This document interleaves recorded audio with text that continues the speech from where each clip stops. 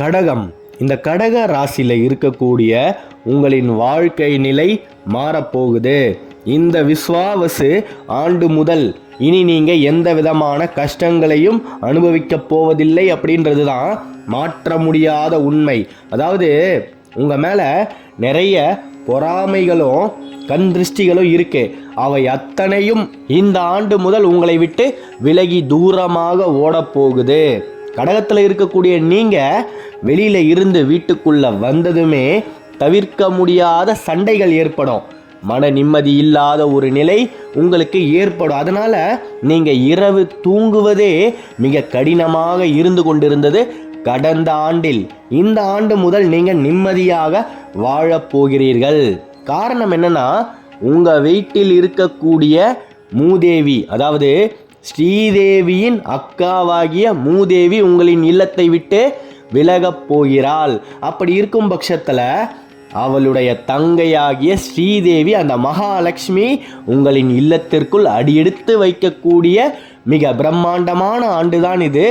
கடகம் இனி வாழ்க்கையில் நிம்மதியாக இருக்கலாம். அவ்வளோதான், ஒரே வார்த்தையில் சொல்லி முடிச்சிடலாம். உங்களுக்கு குருவின் பார்வை சாதகமாக இருக்குது. பதவி உயர்வுக்காக ரொம்ப நாளாக காத்துக்கிட்டே இருந்தீங்க இல்லையா, அந்த பதவி உயர்வு உங்களுக்கு கிடைத்தே தீரும். அதை இனி எவராலும் தடுக்க முடியாது. இத்தனை நாள் கூட இருந்தவர்களே தடையாக இருந்தார்கள் அல்லவா, அவர்கள் உங்களை விட்டு விலகப் போகிறார்கள்.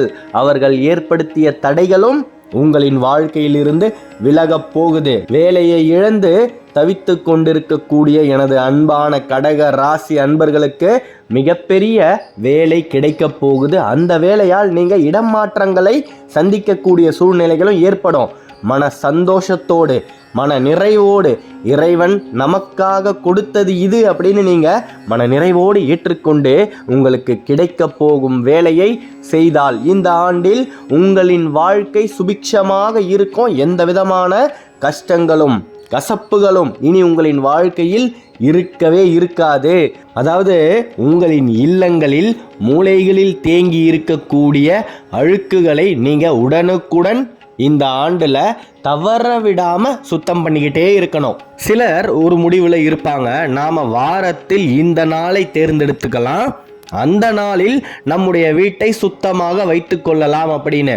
தயவு செய்து கால தாமதமே இல்லாமல் நீங்கள் அழுக்குகளையும் குப்பைகளையும் இல்லத்தில் பார்த்ததுமே அதை அப்புறப்படுத்த வேண்டும். ஏன்னா எந்த அளவுக்கு அழுக்குகளும் குப்பைகளும் அதனால் ஏற்படக்கூடிய துர்வாசங்களும் உங்களின் இல்லத்திற்குள் சுழன்று கொண்டே இருக்கின்றதோ, நிச்சயமாக மூதேவியும் அதனுடனேயே வாசம் செய்து கொண்டே இருப்பாள். அப்படி இருக்கும் பட்சத்தில் நீங்கள் எவ்வளவுதான் கடினமாக வேர்வை சிந்தி உழைத்தாலும் நீங்கள் முன் வாசல் வழியாக கொண்டு வரக்கூடிய செல்வம் பின் வாசல் வழியாக உங்களை விட்டு பிரிந்து செல்லும்.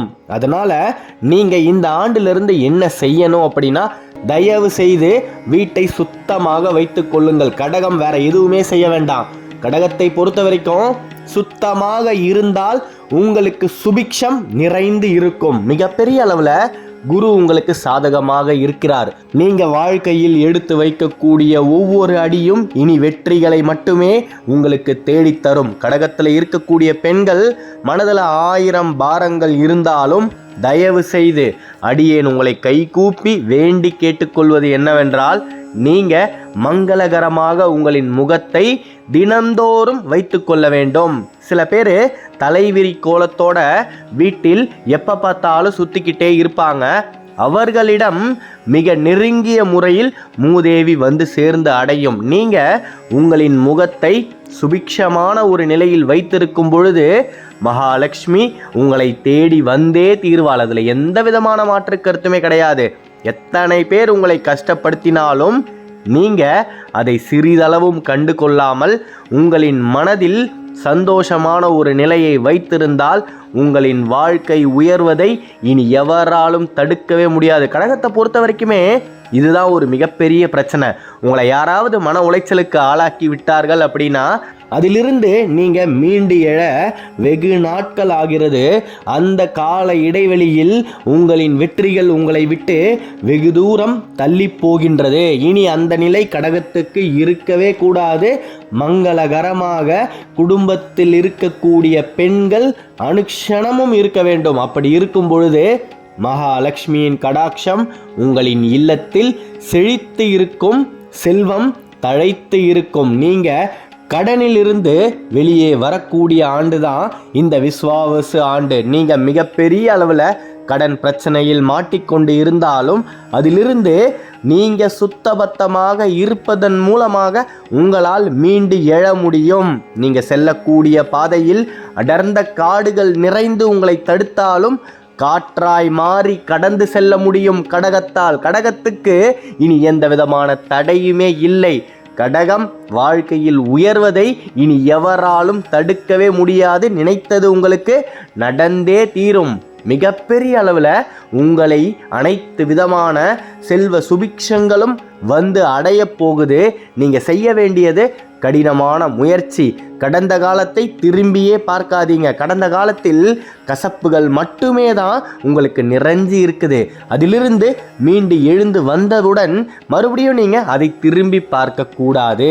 கடந்த காலத்தை நினைத்து நிகழ்காலத்தில் வருந்தி எதிர்காலத்தில் தோற்கப் போகின்றீர்களா? கடந்த காலத்தை மறந்து நிகழ்காலத்தில் உழைத்து எதிர்காலத்தில் வெற்றி பெறப் போகின்றீர்களா அப்படின்றத நீங்கள் தான் முடிவெடுக்கணும். மிகப்பெரிய அளவில் வடக்கு திசையை பார்த்து தினமும் காலையில் நீங்கள் எழுந்ததுமே நான் இப்போது இருக்கக்கூடிய நிலையை விட இன்னும் மேலோங்கி இருக்க வேண்டும், எனக்கு இப்பொழுது இருக்கக்கூடிய செல்வத்தை விட இன்னும் பல மடங்கு நான் செல்வத்தை சம்பாதிக்க வேண்டும் அப்படி என்று நீங்கள் எண்ணணும். நேர்மறையாக எண்ணணும். அதை விட்டுட்டு காலையில் எழுந்ததுமே தெய்வத்து முன்னாடி போய் நின்று எனக்கு இருக்கக்கூடிய கஷ்டங்கள் அனைத்தும் என்னை விட்டு விலகணும், நான் கடனிலிருந்து வெளியே வரணும் அப்படின்னு உங்களின் கஷ்டங்களை கஷ்டமாக சொல்லும் பொழுது கஷ்டங்கள் மட்டுமே உங்களுடன் நிலைத்து இருக்கும். மிகப்பெரிய அளவில் உங்களின் எண்ணங்களால் நீங்கள் மாற முடியும். இதில் எந்த விதமான மாற்று கருத்துமே கிடையாது. எதற்காக வடக்கு திசையை பார்த்து வேண்டணும் அப்படின்னா, வடக்கு திசை என்பது குபேரனுக்குரிய திசை. குபேரரை நீங்கள் வழிபடும் பொழுது மிகப்பெரிய அளவில் உங்களின் செல்வங்கள் பெருகியே தீரும், கடன் குறைந்தே தீரும். அப்படி நீங்கள் வடக்கு திசையை பார்த்து கும்பிடும் பொழுது வெறும் மனதோடு கும்பிட்டால் அதற்கு பலனில்லை. ஒரே ஒரு மண் விளக்கு அல்லது அகல் விளக்கை ஏற்றி மனதார கும்பிடுங்க. நிச்சயமாக இந்த விஸ்வாவசு ஆண்டில் நீங்க மாபெரும் வளர்ச்சியை அடைய முடியும். கடகத்துடைய வாழ்க்கையில் இருந்த கலகங்கள் விலகி இனி கடகம் நிம்மதியாக வாழப்போகுது. நீங்க நிச்சயமாக இந்த ஆண்டில் எடுக்கக்கூடிய முடிவுகளில் ஜெயிக்க முடியும். எந்த விதமான தடையும் இனி உங்களுக்கு இருக்காது. வீட்டை சுத்தமாக வைத்துக் கொள்ளுங்கள். பூஜை அறையில் இருக்கக்கூடிய காய்ந்த புஷ்பங்களை உடனுக்குடனே நீங்க சுத்தப்படுத்திக்கிட்டே இருக்கணும். உதாரணத்துக்கு செவ்வாய்க்கிழமை நீங்க உங்களின் பூஜை அறையில் புதிய புஷ்பங்களை வைக்கின்றீர்கள், ஆனால் அது மறுநாள் காய்ந்து விட்டால் அதை உடனே நீங்க அகற்ற வேண்டும். நாம் வியாழக்கிழமை சுத்தம் செய்து கொள்ளலாம் என்று ஒரே ஒரு நாள் இடைவெளி விட்டால் கூட தேவையற்ற சண்டைகளும் மனக்குழப்பங்களும் உங்களின் இல்லத்திற்குள் சுழன்று கொண்டே இருக்கும். மூதேவியும் உங்களின் இல்லத்தை விட்டு அதிசுலபமாக வெளியே செல்ல மாட்டால், உங்களின் இல்லத்திற்குள்ளே தான் வாசம் செய்து கொண்டே இருப்பாள். அந்த நிலை உங்களுக்கு தொடரும் பொழுது நீங்கள் எவ்வளவுதான் கஷ்டப்பட்டு சம்பாதித்தாலும் வாழ்வில் உயர முடியாது. வீட்டையும் வீடுகளில் இருக்கக்கூடிய மூலைகளிலும் நீங்க குப்பைகளையும் அழுக்குகளையும் உடனுக்குடனே சுத்தம் செய்து கொண்டே இருக்கும் பொழுது மிக பெரிய அளவில் நீங்க வாழ்க்கையில் உயர முடியும்.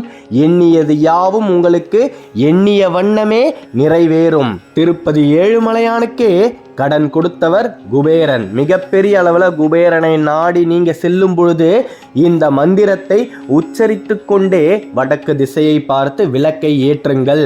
ஓம் குணநிதியே போற்றி, ஓம் வைஷ்ணவனனே போற்றி, ஓம் குபேரநாதனே போற்றி அப்படின்னு சொல்லிட்டு எனக்கு இருக்கக்கூடிய செல்வங்கள் இன்னும் மாபெரும் அளவிற்கு பெருக வேண்டும் அப்படின்னு மனதார வேண்டுங்க. நிச்சயமாக கடகம் வாழ்வில் உயர்வதை இனி எவராலும் தடுக்க முடியாது. நம்பிக்கையோட இருங்க, நல்லது மட்டுமே தான் நடக்கும். இது நாள் வரைக்குமே நீங்க பட்ட கஷ்டம் யாவும் விதி பலனே.